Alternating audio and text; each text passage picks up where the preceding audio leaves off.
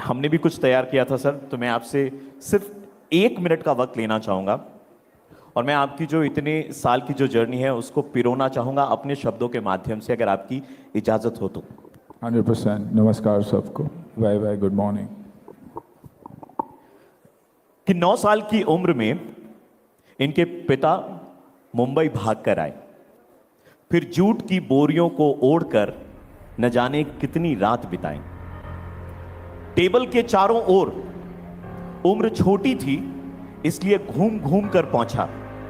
एक दिन वही रेस्टोरेंट खरीद लेंगे इनके बाबा, ये था किसने सोचा। वो कहते थे कि मैं बेच दूंगा सब कुछ, गांव चला जाऊंगा, लेकिन ना इंसाफी बर्दाश्त नहीं करूंगा। ऐसे ही संस्कार मिले बेटे को, जिसने कहा लाइफ तू बाउंसर पे बाउंसर डाल, मैं डट के खेलूंगा। कि हर मुश्किल में बलवान बनकर दिखाया, मोहरा बनकर हर दर्द से लड़ना सिखाया। बाबा ने कहा था कि मेहनत से ना डरना, तू कृष्णा बनकर हर मुसीबत से लड़ना। हेरा फेरी नहीं की, सच्चाई से काम किया, हर संघर्ष को बॉर्डर की तरह आपने पार किया। जब दुनिया कहती थी कि तू नहीं कर पाएगा, बाबा की हिम्मत सिखाती थी कि तू मेरा बेटा है, ऐसे कैसे डर जाएगा। कि डर को कर दरकिनार, इन्होंने बचाया उन 150 बच्चियों को जिनकी चीखें सन्नाटे में खो जाती। कुछ तो बात है जो सुनील शेट्टी साहब को सबका बड़ा भाई यानी अन्ना है बनाती।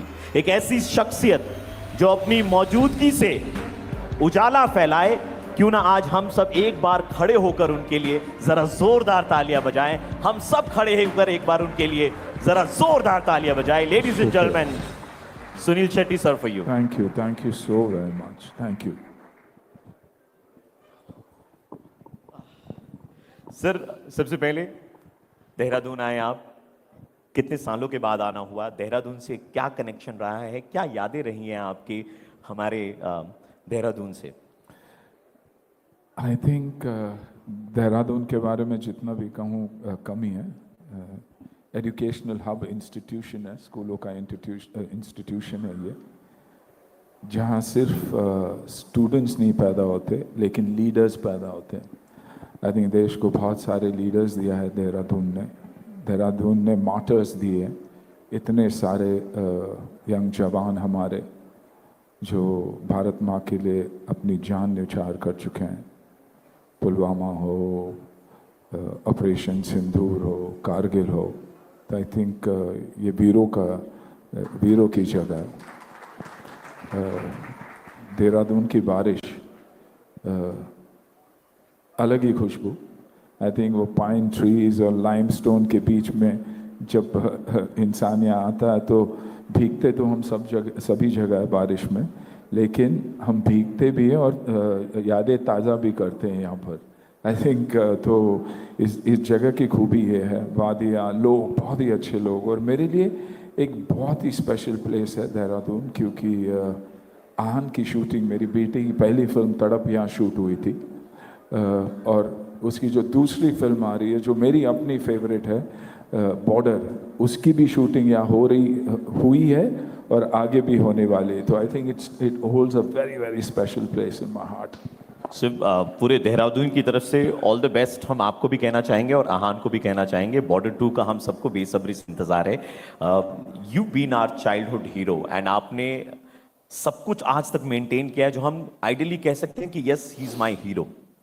लेकिन हम पहले चाहेंगे कि हम हमारे हीरो के बचपन की ओर अगर अग्रसर हो, तो बचपन का एक ऐसा दौर था जब पिताजी हमेशा आपके साथ में थे।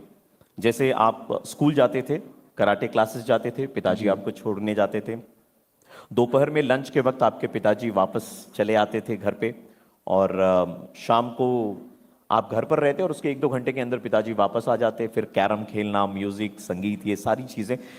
क्या आपको लगता है सर कि आपकी लाइफ का वो गोल्डन फेज था, और वो गोल्डन फेज उसके बाद शायद आपने कभी नहीं देखा, या फिर वैसा गोल्डन फेज आपकी लाइफ में और क्या है जिसकी आप तुलना कर सकते हो उसके साथ?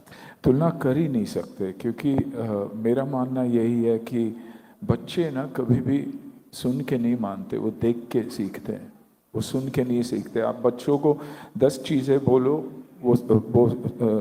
सुनेंगे लेकिन ध्यान वैसा नहीं देंगे। लेकिन जब आप करके दिखाते हो उनको, या आप करते हो और वो अपने नज़रों से देखते हैं, तब वो जाके सीखते हैं। और मैंने पिताजी को ये करते हुए देखा है। उनके लिए बहुत इम्पोर्टेंट था परिवार और फैमिली के, उन्होंने हर चीज़ सैक्रिफाइस की थी फैमिली के लिए, ग्रोथ के लिए नहीं। जैसे डॉक्टर साहब ने कहा कि कमा तो हम बहुत सारी, और पैसे तो बहुत सारे हैं, इस देश में बहुत सारा पैसा है, दुनिया में बहुत सारा पैसा है, लेकिन आपको डिसाइड करना है कि आपकी लिमिट क्या है and what actually gives you happiness. तो पिताजी ने ये बहुत पहले ही मुझे सिखाया, और इसलिए आज भी जब भी मैं कुछ फॉलो करता हूँ, मेरे लिए मेरी फैमिली बहुत मायने रखती है। इंडस्ट्री में रह के भी मैं एक इंडस्ट्री का हिस्सा नहीं हूँ, क्योंकि 6 बजे के बाद आप मुझे सिर्फ घर और फैमिली के साथ देखोगे, और वही मेरी ताकत रही है। That's been my backbone. ऊपर नीचे हाईज लोज ज़िंदगी में आते ही हैं, लेकिन वो लोज को हैंडल करता है जब आपकी फैमिली आपके साथ है और आप अपने फैमिलीज के साथ हो। तो I think that is the lesson जो पिताजी ने मुझे दिया, और मेरी कोशिश यही रहती है कि मैं वो कंटिन्यू करूँ। क्या बात है। परिवार को साथ में लेकर के चलना अगर हो तो कोई इतने बड़े नायक यानी कि हमारे सुनील शेट्टी साहब से सीखे। मैं चाहूंगा उनकी सोच के लिए हम सब मिलकर के एक बार जरा जोरदार तालियां दे सकते हैं।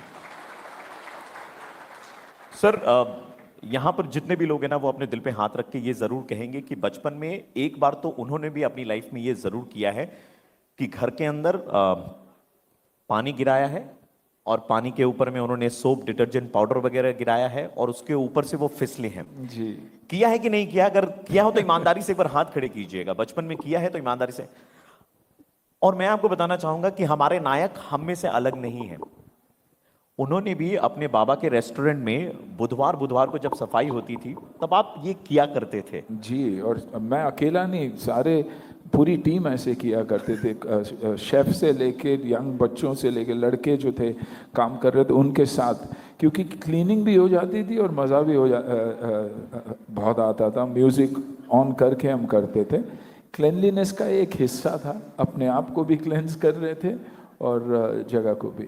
तो सर, मैं एक बार वापस पिताजी के ऊपर मैं आना चाहूंगा और एक सवाल और पूछना चाहूंगा कि पिताजी ने आपको आपके बचपन में या बड़े होने के बाद में ऐसा क्या सिखाया था जो आपका लाइफ लेसन बन गया, और वो भी बिना कुछ कहे आपको सिखा दी वो बात? आई थिंक सच्चाई, being honest in what ever you do. जिंदगी में जब आप ऑनेस्ट रहते हो तो एक डर नाम की चीज़ नहीं होती है आपको। आपके दिमाग में जब आप जानते हो कि मैं एक बहुत ही ऑनेस्ट इंसान हूँ, गलतियाँ बहुत हो सकती है, लेकिन इंटेंशनली कभी मैं कुछ गलत नहीं करता और मैं ऑनेस्ट हूँ, तब आपको डर नाम की चीज़ नहीं होती। And that fear is what stops us from doing anything in life or achieving anything in life. Unapologetically जब आप सोचते हो कि मैं ये कर सकता हूँ क्योंकि मेरी अटेम्प्ट ऑनेस्ट है, तो आई थिंक आप कहीं ना कहीं वो अचीव कर ही लेते हो। और पिताजी ने यही सिखाया मुझे कि बी ऑनेस्ट, और फिर आपको डरने की ज़रूरत नहीं है, हिचकिचाने की ज़रूरत नहीं है, किसी के सामने झूठ बोलने की ज़रूरत नहीं है। सर, मैं चाहूंगा कि अगर इसको थोड़ा सा और एलाबरेट करके अगर आप किसी एग्जाम्पल के साथ में हमें बताएं, कोई किस्सा, कोई वाकया जहाँ पे पिताजी ने कुछ सिखाया, वो लाइफ लेसन बन गया। देखिए, जैसे आप ही ने कहा, जब वो इंसिडेंट हुआ था, 400 लड़कियां फंसी हुई थी मुंबई में कामाटीपुरा जैसे जगह में, और यही चाहते थे कि उन बच्चियों को वहाँ से कैसे निकाले। सारे NGOs, मेरी mother in law, Vipla foundation, Vipla Kadri ने कहा कि ऐसे ऐसे है और इन 400 लोगों को हमको वहाँ से निकालना है। इंटेंशन क्लियर था, तो डिसीजन लिया गया कि हमें कोवर्ट ऑपरेशन में उनको वहाँ से निकालेंगे, लेकिन पुलिस का भी साथ होना बहुत ज़रूरी था, CM का साथ होना, होम मिनिस्ट्री का साथ होना स्टेट में बहुत ज़रूरी था। बिना हिचकिचाए हमने कहा कि नहीं यार, अगर करना है तो ये हो जाएगा। 400 बच्चियों को ये पता था कि उनको वहाँ से निकाला जाने वाला था, तो उन्हें ऑनेस्टली ये मैसेज दिया गया कि आपको चुप रहना और किसी को बात नहीं करना। इंटेंशन की बात कर रहा हूँ मैं, ऑनेस्टी की बात कर रहा हूँ। वो बच्चियों ने वो प्रॉमिस रखा। पुलिस को जब कहा गया कि ये ऐसा काम होना है, उनको भी लगा कहीं ना कहीं एक ऑनेस्ट अटेम्प्ट है कुछ करने के। होम मिनिस्ट्री को भी वैसे ही लगा, सीएम को भी वैसे ही लगा। एक कोवर्ट ऑपरेशन में शायद पहले कभी हुआ नहीं है, 400 बच्चियों को निकाल के हमने एक ही इसमें बाहर निकाला था, because there was no fear, हमारी इंटेंशंस ऑनेस्ट थी। तो ये डर नहीं था कि क्या होगा, बैकलैश होगी, अंडरवर्ल्ड इसको चला रही है, हमको गोली लगेगी, हमको ये होगा। तो जब आप नेगेटिव सोचते हो तो पॉजिटिव चीज़ें होती नहीं है, हिचकिचाहट होती है और हम रुक जाते हैं। तो आई थिंक ये छोटी चीज़ें हैं ये, बहुत ही छोटी चीज़ें हैं, लेकिन बहुत बड़ा इम्पैक्ट हो सकता है ज़िंदगी में। Thank you so much, sir. There's so much to learn from you, and we would love to hear all the stories. हालांकि हमारे पास में उतना वक्त नहीं है। हम एक्टिंग करियर की बात करेंगे सर, तो मैं चाहूँगा कि आप अगर हमें बताएं कि एक्टिंग का पहला ब्रेक आपके पास में किस तरीके से आया था, और क्या एक्साइटमेंट थी, और पिताजी का क्या रिएक्शन था, घर पे मम्मी का क्या रिएक्शन था जब आपको एक्टिंग का पहला रोल ऑफर किया गया था? देखिए, एक्टिंग का पहला रोल इसलिए ऑफर किया गया क्योंकि मैं एक मार्शल आर्टिस्ट था। एक स्टेज आती है ज़िंदगी में, हमेशा, जैसे कि आज बोलते हैं कि लोग फिल्में चल नहीं रही, लेकिन कहीं ना कोई कुछ बड़ा होने वाला है, ये मेरा मानना है। क्योंकि जब मुझे फिल्मों का पहला ऑफर हुआ तो वो दौर था जब डीवीडी पे फिल्में आने लग गई थी। लोगों ने सोचा था कि कभी कोई थिएटर जाएगा नहीं, अभी डीवीडी में घर बैठे बैठे हम मज़े से फिल्में देख सकेंगे। उस दौरान जो ट्रांजिशन हुआ, तब एक्शन बहुत चल रहा था। मैं एक मार्शल आर्ट्स बैकग्राउंड से आता हूँ और मैं लाइव स्टेज पे कुछ परफॉर्म कर रहा था, किसी ने मुझे देखा और ऑफर किया। अभी देखिए, पीरियड खराब था, जैसे पेंडेमिक के दौर पर ही बहुत सारे सिटीज़ बड़े हुए। जैसे पेंडेमिक के दौर में ही देहरादून में जब लोग वापस आए, उन्हें लगा कि यार हमारी जगह, हमारी जन्मभूमि is better than any other place. कर्मभूमि है तो होती है, लेकिन जन्मभूमि इज बेटर। तो वैसे एक टफ फेज में मुझे मौका मिला, क्योंकि वरना फिल्में चल रही थी, एवरीथिंग वाज गुड। ट्रांजिशन में वो हीरोज ढूंढ रहे थे, क्योंकि एक्शन ही है जो मास तक पहुंचती है। तो मुझे वैसा मौका मिला। एंड फर्स्ट फिल्म था, पिताजी को जाके मैंने कहा कि पिताजी ऐसे ऐसे है। He says, are you serious about it? तुम ध्यान दे के काम करोगे, रेस्टोरेंट्स के बारे में भूल जाओगे, बाकी चीज़ों के बारे में भूल जाओगे? तो मैंने कहा हाँ डैड, मैं I'll give it my best। तो कहा one life to give it your best। लेकिन एक चीज़ याद रखना, तुम्हारे लिए सक्सेस यही होगा कि एक छोटे से गांव का लड़का मुल्की मैंगलोर से जब निकलेगा, देश भर में नाम कमाएगा, तो पहले अपने परिवार के बारे में, अपने कौम के बारे में, अपने लोगों के बारे में सोच के हर वो स्टेप लेना। तो I think that made a difference. और मैंने डिसाइड कर लिया था कि फाइनली मेरे ज़िंदगी में मैं कितना अचीव करूँगा मैं नहीं जानता हूँ, सक्सेस या फेलियर, लेकिन जब निकलूँगा तो लोग एक गुडविल के साथ निकलूँगा, और ये चाहूँगा कि लोग कहे कि he was a very honest man. To sum up the answer, मैं कहना चाहूंगा कि हिंदी में एक 2 लाइनों की कविता है। कहते हैं कि चलते रहोगे पथ पे तो चलने में माहिर हो जाओगे, या तो तुम्हें मंजिल मिलेगी या अपनी जिंदगी में अच्छे मुसाफिर हो जाओगे। जी, मुझे so taking a Q from that sir, आपने जब करियर की शुरुआत करी तो आपके पास में एक्शन मूवीज बहुत आ रही थी। कहीं ना कहीं आपको ऐसा लग रहा था कि यार मैं थोड़ा रोमांस वाली किरदार भी अदा कर सकता हूँ, तो वैसे रोल्स भी मेरे तरफ आने चाहिए? जी, ऑफ कोर्स लगता था। फिल्में सक्सेसफुल थी, एक्शन फिल्में, और माँ बाप और फैमिली, खास करके जब बेटी पैदा हुई, वो जब आने लग गई फिल्में देखने, तो माँ, बेटी, बीवी, जब हम वापस घर जाते थे तो मैं पूछता था कि आपको फिल्में कैसे लगी, मेरी फिल्म कैसी लगी? बोले बहुत अच्छी फिल्म है। तो खुश होता था मैं। लेकिन साथ साथ मैं ये भी देख रहा था कि सैराडोन की गोलियां बहुत बटती थी घर में यानी सरदर्द बहुत उन्हें होता था, क्योंकि उनको मारधाड़ देख के वो थक जाते थे। तो ये सरदर्द की गोलियां जब ज़्यादा इस्तेमाल होने लगी, मुझे लग गया था कि it's time for a change, और मुझे कोशिश करनी चाहिए कुछ और करने। और तब मैंने गोपी किशन, अपने धड़कन, हेरा फेरी जैसे फिल्म मैंने सिलेक्ट करने की कोशिश की। हारा मैं, बहुत सारी फिल्में मेरी नहीं चली क्योंकि वो ट्रांजिशन लोगों को पसंद नहीं आया था, लेकिन आई थिंक लगातार ट्राई करने के बाद कहीं ना कहीं जाके मैं सेटल हो गया। सर, आपको सब अन्ना अन्ना कहते हैं, ठीक है ना? हमें नहीं पता इसकी शुरुआत कहाँ से हुई थी, लेकिन मैं ये जानना चाहूंगा, अन्ना मतलब हम बड़े भाई के रूप में देखते हैं जी। सुनील सर का बड़ा भाई अन्ना कौन है, और may be the guiding light? I think मेरे लिए मेरे अपने कज़न ब्रदर है, सुधीर शेट्टी नाम है उनका। रेस्टोरेंट, हम सब रेस्टोरेंट लाइन से ही आते थे, हमें सर्विस के अलावा कुछ आता ही नहीं था। मुंबई में हमें मौका, हमारी कर्म भूमि में हमें मौका मिला एज उडुपी रेस्टोरेंटर्स। तो तब उन्होंने, वो पहले थे जो एक्सपैंड होके उन्होंने रियल एस्टेट का बिजनेस शुरू किया and he was very successful. He lost his father, उनके पिताजी आई थिंक जब वो 21 या 22 साल के थे तो उनके पिताजी गुजर चुके थे, और उसके बावजूद उन्होंने एक सक्सेसफुल बिजनेस किया। तो मेरे लिए मेरे कज़न सुधीर शेट्टी हमेशा वो हीरो थे जिन्होंने अपना पाथ बदल कर कुछ साथ साथ कुछ और भी किया। अपने रेस्टोरेंट का ट्रेडिशन तो उन्होंने रखा, लेकिन he did something else too. जितने भी लोग यहाँ मौजूद हैं उनको मैं एक छोटा सा किस्सा बताना चाहूँगा। I will sum it up in like 15-20 seconds. तो एक वक्त था जहाँ पर पढ़ाई लिखाई के लिए ऐसा था कि सुनील सर बाहर जा सकते थे, बावजूद उस मौके पर उन्होंने क्या कहा, उन्होंने कहा कि जो मेरी सिस्टर हैं वो बाहर जाएंगी पढ़ने के लिए, और वो 45 साल पहले, आज से 45 साल पहले हम बात कर रहे हैं 1980 के दशक की, वो अमेरिका गई थी पढ़ाई करने के लिए। चाहते तो सर भी जा सकते थे, लेकिन the only reason why he didn't go, क्योंकि उन्हें अपने देश से प्यार था, उन्हें अपने हिंदुस्तान में रहना था, उन्हें अपने माँ बाबा के साथ में रहना था। ये कितनी बड़ी बात है।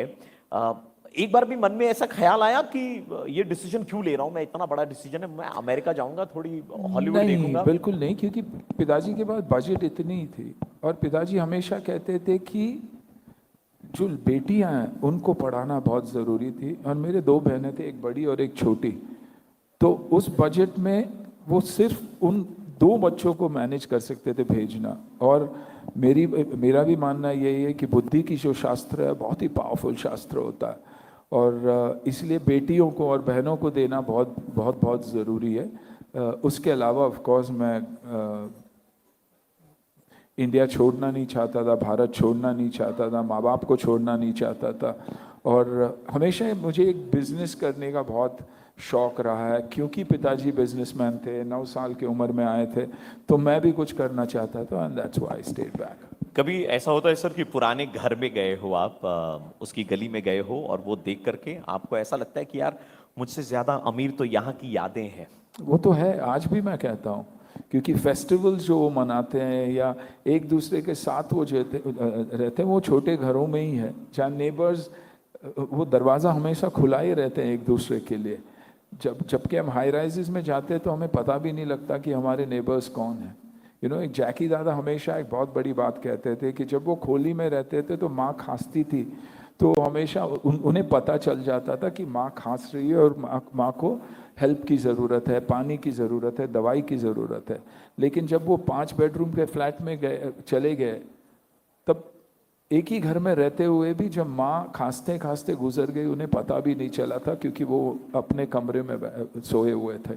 तो ये है कभी कभार डिस्टेंस जो है, और हम जो हमेशा चाहते हैं ज़िंदगी में कि बड़ा होना, बड़ा घर, बड़ा गाड़ी, बड़ा ये सब कुछ, हमेशा वो मायने नहीं रखती, वो इम्पोर्टेंस नहीं है। I think as family to be together is the most important thing.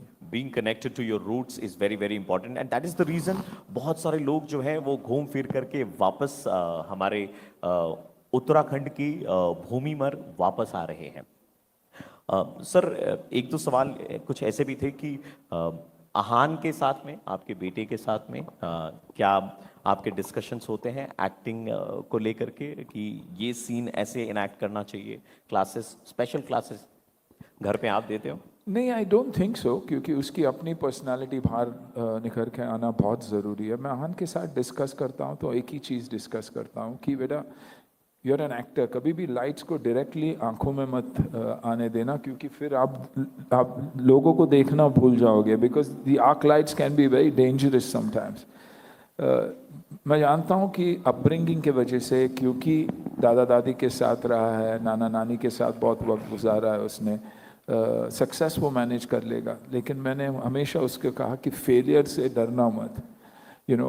Fail हो गए तो दोबारा कोशिश करना, और फिर भी अगर फेल हुए तो कुछ और कर लेना, लेकिन डोंट बी हार्ट ब्रोकन, क्योंकि आजकल के बच्चे आप देखोगे तो एंजाइटी और डिप्रेशन बहुत जल्द आ जाता है उनको, क्योंकि मोबाइल पे पड़े रहते हैं। मैं उस मोबाइल को एक सेल कहता हूँ, एक सेल फोन इसीलिए नहीं कहते उसे, सेल फोन इसलिए कहते हैं कि सेल यानी जेल, वो जकड़ के रखता है। और बच्चे वर्चुअल वर्ल्ड में जी रहे, रियल वर्ल्ड में नहीं जी रहे। आज आप उस एक बच्चे को कहो कि तुम अच्छा कर रहे हो, बहुत अच्छा लग रहे हो, वो आपसे इम्प्रेस नहीं होगा जब तक उसने वो पोस्ट नहीं किया और उसको 50 लाइक्स नहीं आए। तो लाइक की दुनिया बदल चुकी है। तो मैं हान से बस यही कहता हूँ कि जिंदगी से जुड़े रहो, लोगों से जुड़े रहो, and do not fear failure. बस यही, क्योंकि ये फ्राइडे हमारे लिए बहुत ख़राब होता है। जब हमारी पिक्चरें नहीं चलती है तो लोग बोल देते अरे वो तो फ्लॉप एक्टर है। मेरी फिल्म फ्लॉप हुई, मैं तो फ्लॉप नहीं हूँ, बिल्कुल, but it hurts a hell of a lot. और यही स्पोर्ट के साथ हुआ है, क्योंकि I honestly believe small minds are trying to control bigger and smarter minds. एक कंपनी के आप हेड हो, उसका मतलब ये नहीं कि आप ही का दिमाग है और बाकी जो आपके साथ बच्चे काम कर रहे हैं उनके पास दिमाग नहीं है। तो I think little things that have change this world drastically.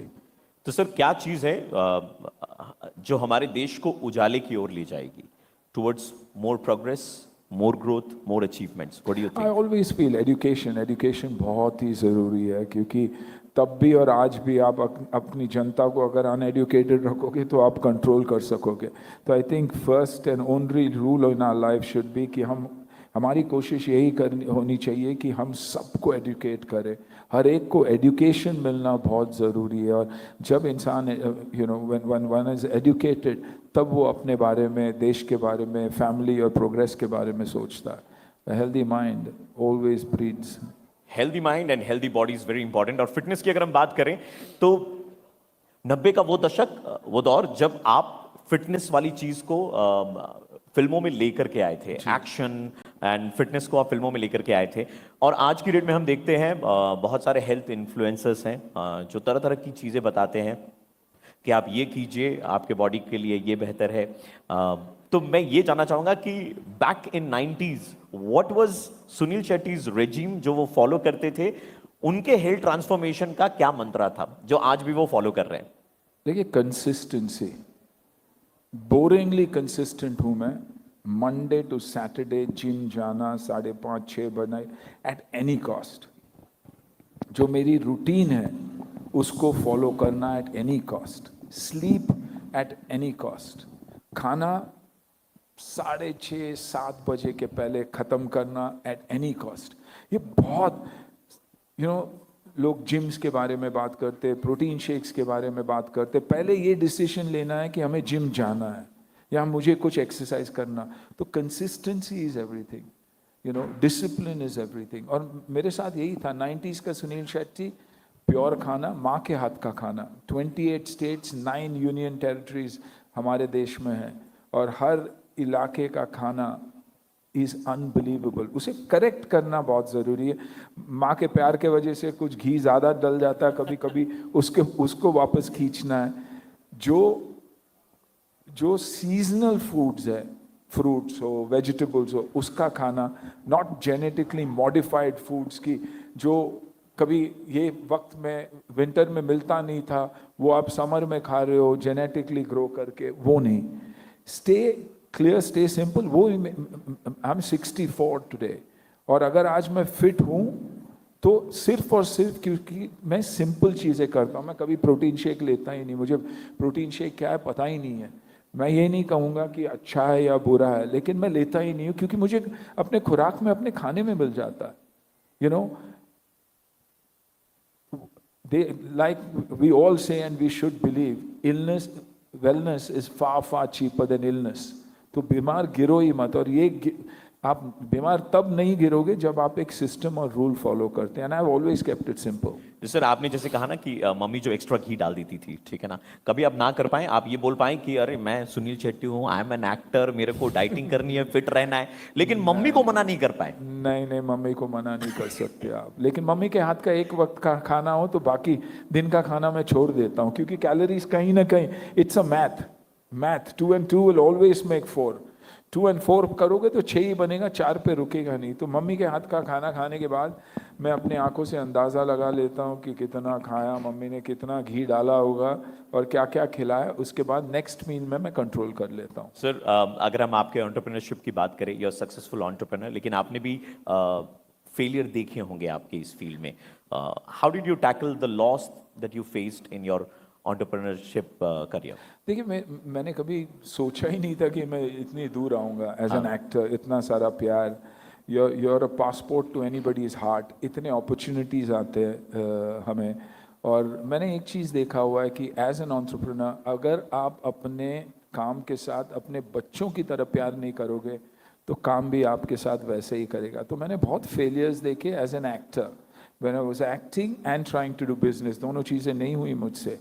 और मेरी फेलियर्स के वजह से मुझे सीख बहुत मिली, और उस सीख के वजह से आज आई एम सक्सेसफुल, क्योंकि स्टार्टअप्स या यंग एंटरप्रेन्योर्स जो आए हुए हैं वो चाहते हैं कि उन्हें एक मेंटोर मिले या इन्वेस्ट करने के लिए मिले।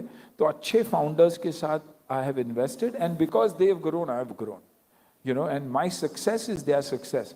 क्योंकि मैं एक एक्टर हूँ, हर चीज़ लोगों को लिखना अच्छा लगता है कि Sunil Shetty the entrepreneur, Sunil Shetty this, लेकिन सक्सेस उनका है, क्रेडिट मुझे दिया जाता है। But what you do as an actor, लेकिन गालियाँ भी उतनी ही बढ़ती है, जब गलती से कुछ बोल देते हैं तो ऐसे छाप देते हैं लोग कि देयर इज़ नो टुमारो।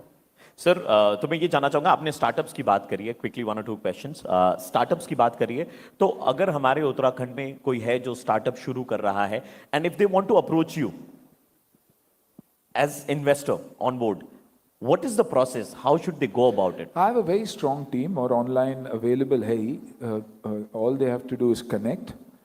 अगर मैं पर्सनली इन्वेस्ट ना भी करूं तो कहीं ना कहीं उन्हें रास्ता दिखाऊंगा। लेकिन अगर बच्चे ये सोच के आ रहे हैं कि मेरे पास स्टार्टअप है, आइडिया, और आपको पैसे डालना है, तो कोई पैसे नहीं डालता।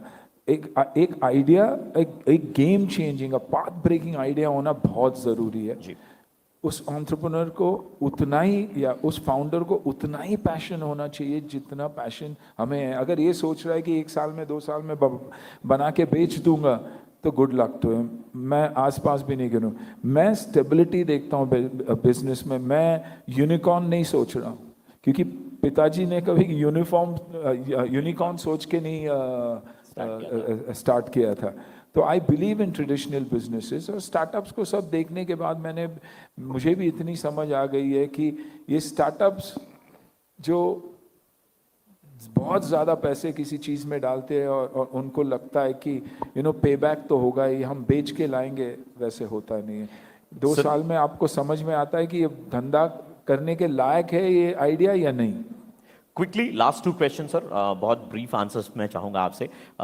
मेरा पहला सवाल ये है सर कि आपने देखा होगा टेलीविजन पे अक्सर लोग मिमिक्री करते हैं, आपकी आवाज निकालते हैं, लेकिन जिस तरीके की आवाज वो निकालते हैं ना, आपने वो एग्जैजरेशन तो कभी किया ही नहीं फिल्मों में। कभी देख करके आपको ऐसा लगता है कि क्यों कर रहा है?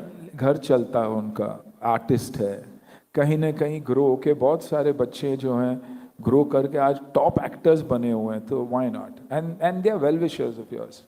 राइट। अमर उजाला संवाद में आप यहाँ पर आए, देवभूमि उत्तराखंड में, देहरादून में आए यहाँ पर।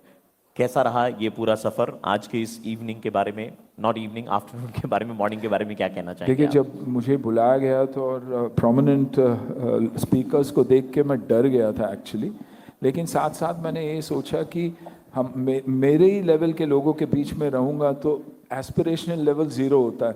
यहाँ मेरे से 10x ज़्यादा लोग अचीव किए हुए हैं। तो when you feel small and you see yourself small is the opportunity to grow. So I have seen this as an opportunity to grow, to listen to learned people, and probably do better in life. Just one thing, do we have time to take 1 or 2 questions from the audience? If anyone from the audience wants to ask any question to Sunil Shetty sir, please feel free to ask. Just 2 questions we will take. Sir,